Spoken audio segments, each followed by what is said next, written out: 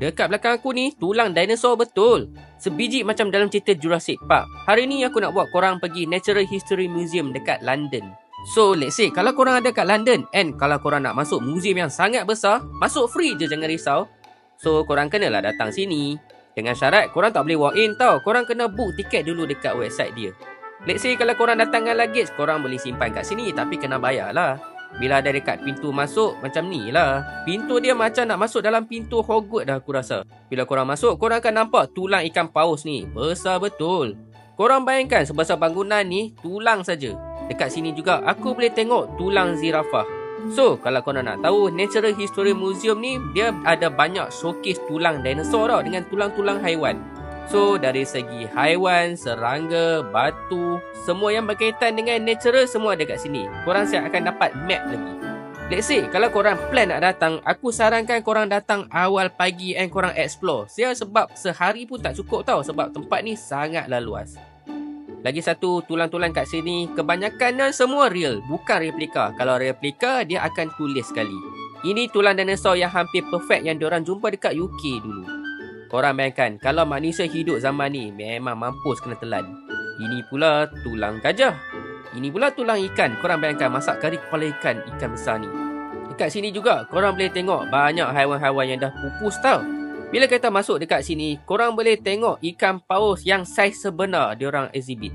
Ini first time aku tengok betapa besarnya ikan-ikan paus. Aku tengok tulang diorang pun besar. So, kalau korang nak tahu, ikan-ikan yang besar ni dia spesies mamalia tau. Dia tak dikategorikan sebagai ikan. Ini pula sebahagian fosil-fosil dinosaur yang kita selalu tengok dekat dalam movie Jurassic Park tu.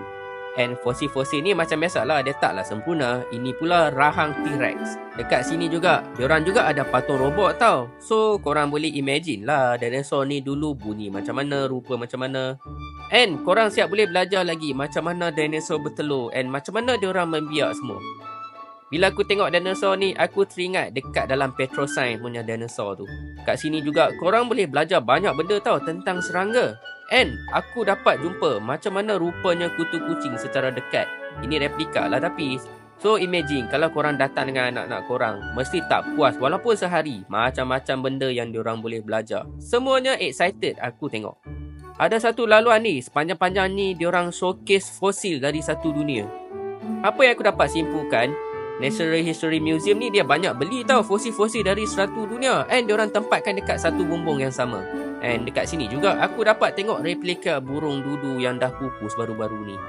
So bukan setakat haiwan je tau korang dapat belajar kat dalam ni. Korang juga boleh tengok artifak-artifak berbentuk batu yang macam-macam jenis lagi. Pintu nak masuk dia pun sangat unik.